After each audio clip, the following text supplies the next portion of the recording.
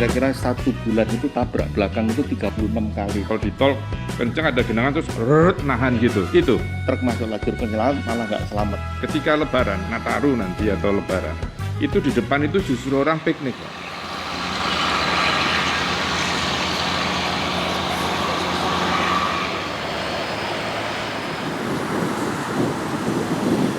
Selamat datang kembali pemirsa dan para sahabat kawan-kawan semua di PH dan H Public Policy Corner. Ini episode ke-6 yang sekarang saya jadi hostnya. Hari ini kita kedatangan tamu istimewa yang bukan dari kami sendiri, yaitu Pak Dr. Insinyur Suryanto Cahyono.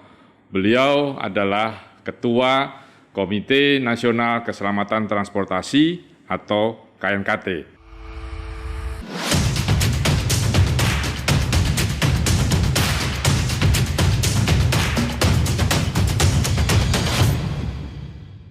Selamat sore Pak Sur. Selamat sore Pak Gus. Gimana, sehat? Sehat Pak.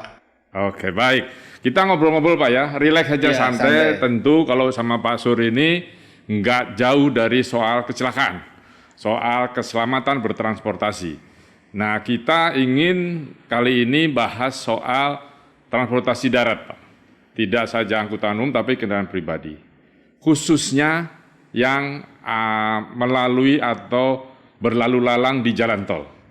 Kita masih ingat dalam beberapa hari atau minggu yang lalu, ada beberapa kecelakaan fatal yang sampai merenggut jiwa dari selebritis kita. Kemudian juga ada seorang pengajar profesor dari sebuah perguruan tinggi yang fatal karena berkendara di jalan tol.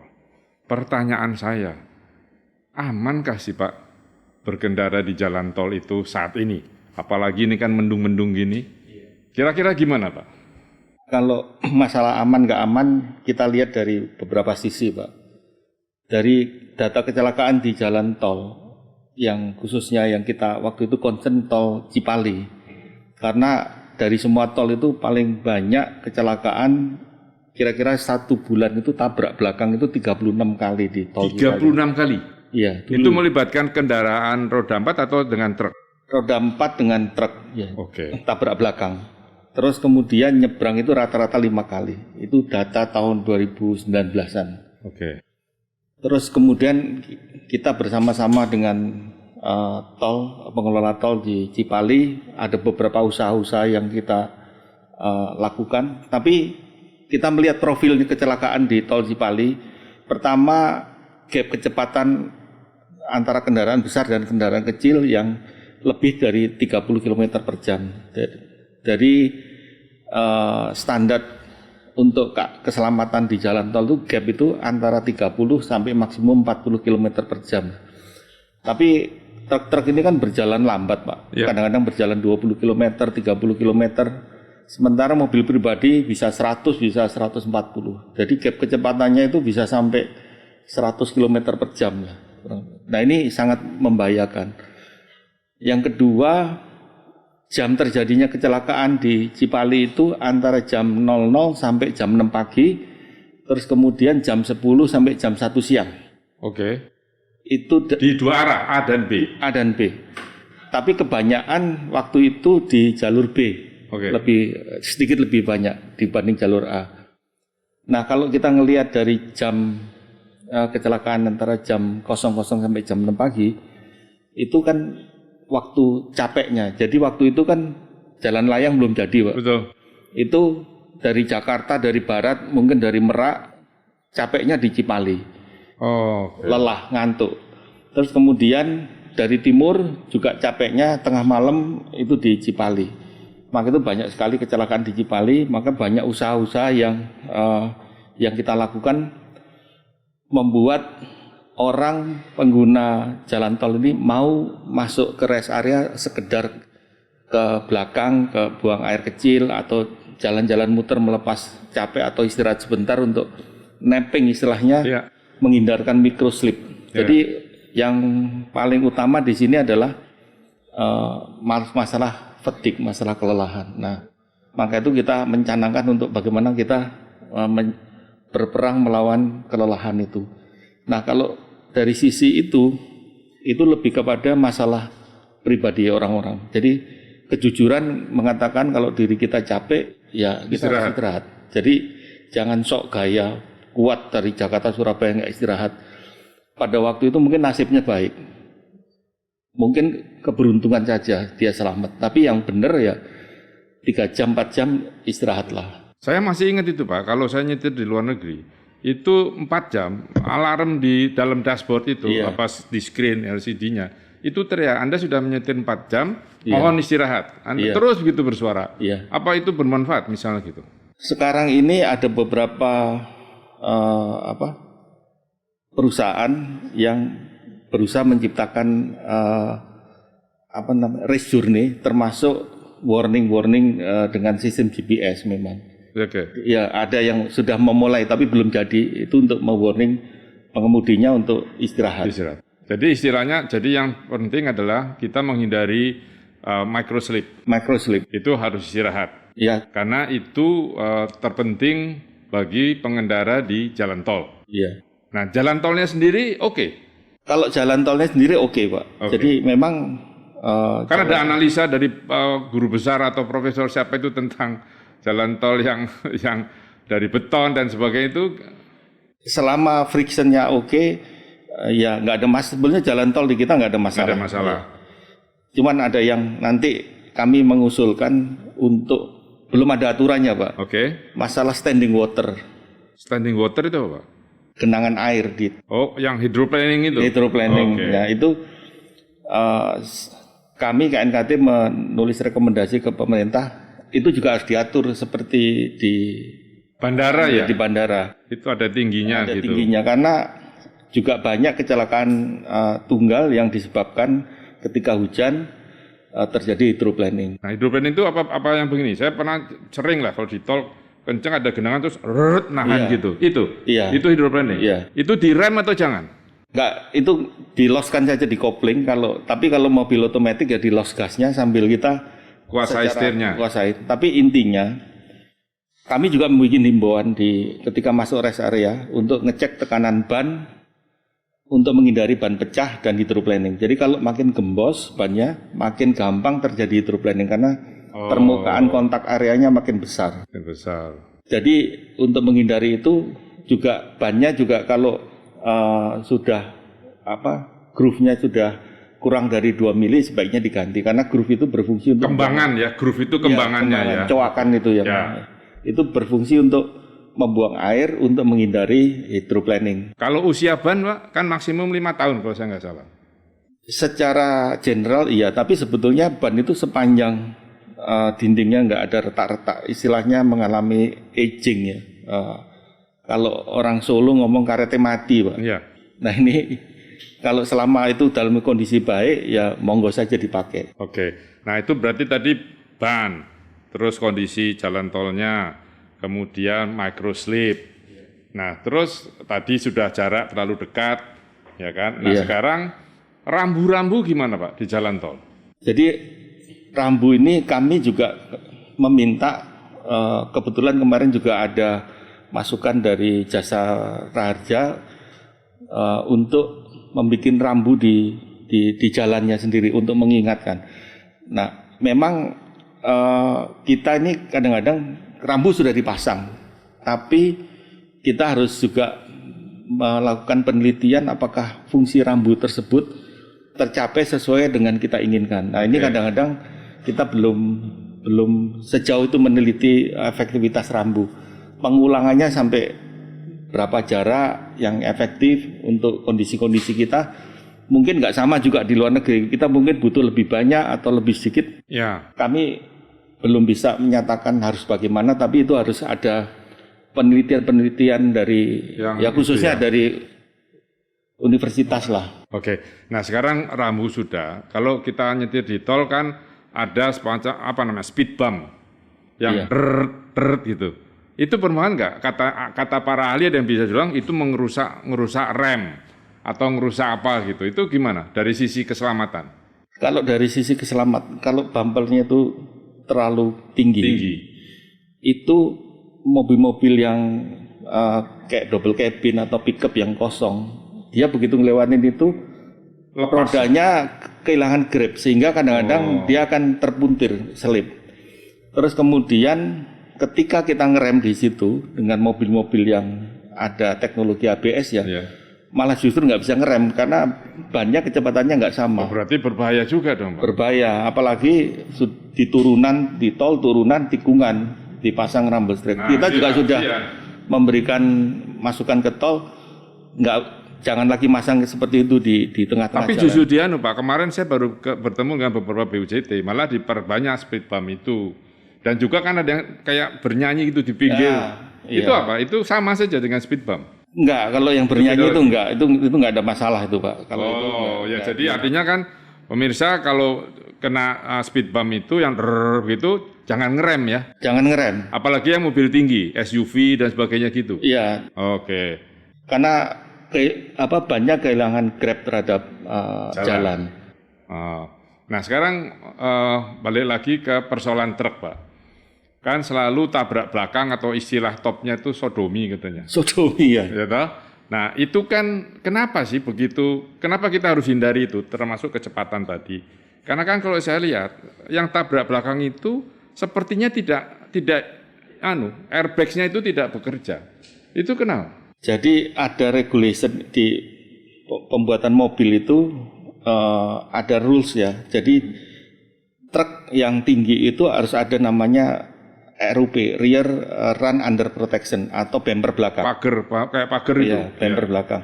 Itu tingginya antara 48 cm sampai 55 cm.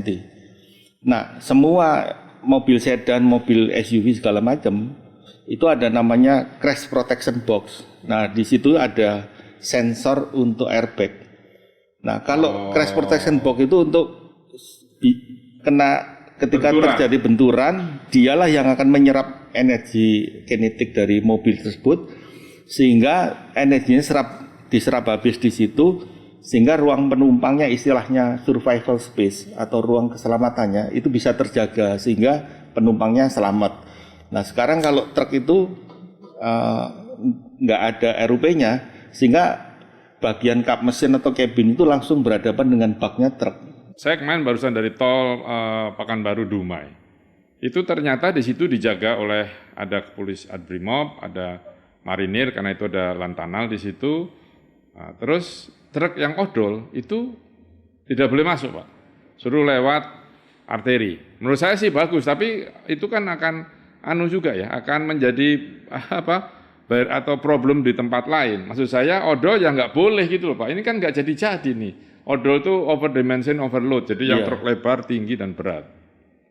Jadi menyelesaikan yang di jalan tol tapi tidak menyelesaikan yang di jalan nasional. Ya. Kalau kita mau menyelesaikan itu ya diselesaikan odolnya. Nah, memang masalah odol ini karena sudah terlalu lama dibiarkan sehingga kita tidak bisa istilahnya membalik tangan terus kita hilangkan odol. Masalahnya kompleks sekali. Jadi kalau menurut dari beberapa kita ketika investigasi kecelakaan yang melibatkan odol, itu masalahnya benar-benar kompleks dan begitu makin mendalami makin membingungkan. Jadi kapan kita bisa mulai menghilangkan odol ini? Tapi usaha-usaha pemerintah yang sekarang ini ya mau nggak mau harus terus berkelanjutan, jangan sampai mundur gitu. Ya, karena kan kalau nggak salah peraturannya berlaku 2023. Targetnya ya. Targetnya, maksud saya kan biar bagaimanapun kan itu merusak jalan, membuat kecelakaan meningkat dan seterusnya kan. Jadi itu tetap harus diatasi, Pak Sur, menurut saya. Nah, ini satu yang menarik, Pak, ketika libur panjang, rest area macet. Iya. Saya melihatnya struktur rest area kita itu ngawur. Kenapa? Masa di depan toilet mobil bisa parkir, depan musola mobil bisa parkir, depan warung parkir. Jadi mereka bolak-balik di dalam situ sehingga Pak. Bagaimana kalau rest area itu parkirnya di depan? Jadi dia mobil masuk, dia parkir, dia ke toilet, ke musola, kemana, jalan kaki, Pak. Kan jadi orang habis parkir terus keluar. Jadi nggak ada yang mundur maju. Akhirnya kan macet. Menurut Pak, dari sisi keselamatan gimana? Itu yang juga salah satu kita rekomendasikan agar pengelola jalan tol pengawas jalan tol untuk mereview setiap rest area ketika kondisi penuh itu bagaimana flow-nya. Jadi itu flow-nya harus diatur. Memang benar sekali kata Pak Agus bahwa yang sekarang ini itu justru menjadi biang keladi karena tidak diatur. Jadi orang di sini keluar, di sini masuk, ada konflik traffic di situ kadang-kadang. Nah ini juga yang membuat makin panjangnya, harusnya orang itu selesai cepat keluar, cepat waktu di jalannya bisa dipersingkat karena kondisi seperti itu bisa nambah 2 jam, 3 jam, ini kan menambah kelelahan juga. Oke, kita di penghujung artinya kan kalau ini menyetir di jalan tol ditambah di libur Nataru, itu kan kita harus lebih waspada. Iya. Karena kan beberapa ruas tol sudah disediakan juga emergency exit itu yang ketika remblong dia bisa naik ke atas gitu kan. Tapi itu ada baru sedikit Pak Sur. Terutama yang di turunan seperti tol Semarang, tol Cipularang. Karena Cipularang ini setahu saya dia juga tinggi kecelakaannya kan Pak. Iya. Sebanding dengan Cipali. Itu untuk mengurangi itu apa efektif si emergency exit? Mungkin untuk mobil besar efektif ya. Mobil kecil apa efektif? Itu bisa lepas loh Pak, banyak kalau masuk situ. Ya itu yang kita juga membuat rekomendasi. Nah sekarang ini Kementerian PUPR sedang menyiapkan aturan bagaimana lajur penyelamat itu syaratnya seperti apa. Jangan sampai kita masuk lajur penyelamat tapi nggak selamat. Iya. Ini ada beberapa case di antara Solo Semarang itu, truk masuk lajur penyelamat malah nggak selamat. Nah ini karena memang desainnya nikungnya terlalu tajam, terus kemudian ada yang tanjakannya terlalu tajam sehingga seolah-olah truk itu akan menabrak dinding malahan. Oke. Jadi itu harus ada standarisasi, ada hitungannya. Jadi lajur peralihannya itu tidak boleh terlalu tajam, maksimum antara 5 sampai 10 derajat. Tapi ada yang kita ukur sampai 20 sampai bahkan ada yang 35 derajat. Ya pasti kalau kecepatan 80 truk atau 70 aja masuk situ nggak mungkin udah. Apalagi kalau remblong itu kan bisa sampai 90-100 km per jam. Jadi kalau truk yang berat gitu ya nggak akan bisa belok di situ. Oke, itu memang nggak ke kiri. Tapi anehnya itu juga perlu diberikan pendidikan pada masyarakat Pak. Ketika Lebaran, Nataru nanti atau Lebaran, itu di depan itu justru orang piknik Pak. Piknik itu yang saya beberapa kali melihat itu. Artinya kan harus ada pemahaman yang baik dari pengelola jalan tol untuk memberikan rambu atau apa, dilarang ada gambar rantang piring gitu-gitu loh. Karena beberapa itu saya pergi dengan Pak Menteri PUPR lihat itu gitu coba. Iya. Jadi artinya itu menjadi concern yang penting menurut saya. Nah juga yang kita rekomendasikan ke pengelola jalan tol, sekarang truk masuk ke lajur penyelamat sampai 4 hari belum bisa dievakuasi. Nah kalau ada yang belum lagi mau kemana? Nah saat ini baik truk yang rusak di bahu jalan maupun di lajur penyelamat seperti Aspatah itu menjadi tanggung jawabnya si BUJT. Bukan, si pengguna sendiri. Sehingga kadang-kadang dia datengin truk penggantinya atau truk yang untuk transfer barangnya mogoknya di Cipularang, perusahaannya di Probolinggo Jawa Timur sana. Nah, kita merekomendasikan agar itu juga menjadi tanggung jawab dari pengelola jalan tol. Mungkin diasuransikan lah, mungkin besarnya enggak seberapa, sehingga tidak membebani jalan tol sendiri, tapi kita bisa mengontrakkan kepada pihak ketiga untuk katakan kita berikan KPI 4 jam harus sudah bisa dievakuasi. Karena kendaraan yang berhenti di lajur penyelamat maupun di bahu jalan itu juga hasar. Oke, Pak Sur, ini udah cukup lama kita diskusi dan menarik sekali. Ini saya pikir masyarakat harus tahu. Jadi sebelum kita akhiri, ada nggak pesan Pak Sur nih buat kalau kita berkendara di jalan tol supaya aman, nyaman, dan kita sampai tujuan. Bukan kita bilang, saya sekian jam dari Jakarta sampai Surabaya. Bukan itu. Bukan itu. Ya, monggo. Jadi pertama sebelum kita berkendara seperti tadi saya sampaikan, yakinkan bahwa diri kita memiliki istirahat yang cukup, yakinkan mobilnya layak. Oke. Terutama ban ya. Terutama ban dan semuanya lah. Artinya memang layak untuk kita kendarin di jalan tol. Nah, setelah itu kita juga mawas diri, kita harus jujur, jalan tol ini panjang, kita juga harus tahu di mana letak-letak saya akan beristirahat di mana, dan tempat-tempat istirahat itu bisa di di-search dari handphone. Kira-kira saya mampu nggak untuk yang sekarang saya nggak, tapi nextnya. Ya. Kalau saya tidak mampu, sebaiknya saya istirahat di next rest area. Setelah itu tentu harus ada penegakan hukum, Pak ya.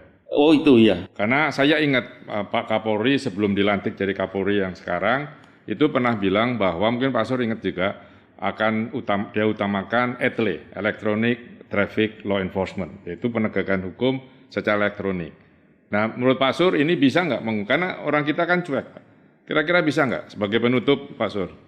Apapun usaha, mau kecil mau besar, itu memang just do it, lakuin saja. Okay. Nanti dari usaha 1, usaha 2, usaha 3 itu saling menguatkan. Jadi nggak usah khawatir ini yang terbaik atau yang ini yang paling tepat, paling efektif atau tidak. Just lakukan daripada nggak melakukan apa-apa. Oke. Terima kasih sekali Pak Sur. Waktunya memberikan pencerahan kepada masyarakat, khususnya pengendara atau pengemudi di jalan tol.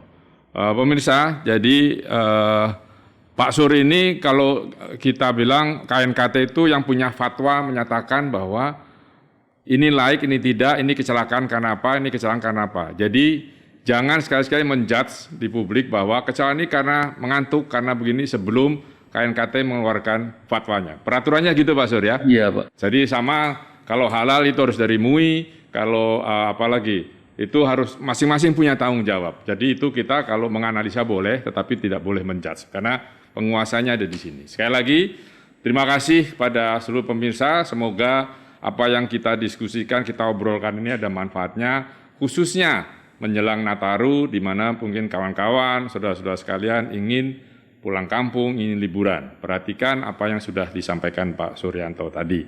Terima kasih Pak Suryanto waktunya dan pemirsa untuk PHH Public Policy Corner. Terima kasih dan terus jangan lupa di subscribe, di like, ya supaya kita semua bisa terus memberikan masukan-masukan untuk kepentingan teman-teman Bapak Ibu sekalian. Terima kasih, sampai jumpa di episode berikutnya.